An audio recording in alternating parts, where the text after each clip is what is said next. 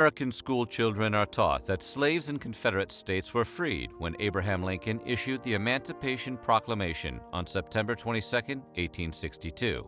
While true, the reality of actually freeing those slaves was far more complicated.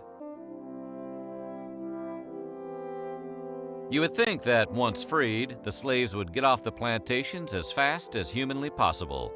But in his autobiography, Booker T. Washington mentioned that many ex-slaves, especially older ones, decided to stay.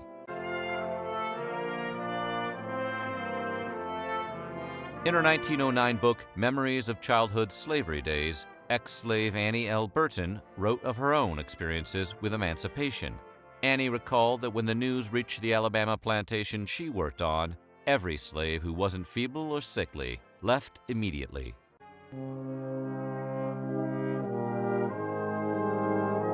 According to his 1901 autobiography, Up from Slavery, the first day of freedom at the Virginia plantation where Booker T. Washington was born started with a simple, solemn meeting. The meeting was then followed by a reading of the Emancipation Proclamation by a government official, and the news was initially quite well received by the now former slaves. Washington recalled that the master's entire family had gathered on the veranda of the house.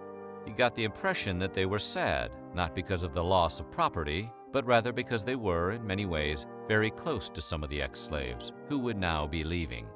He recalled his mother kissing her children while tears of joy ran down her cheeks.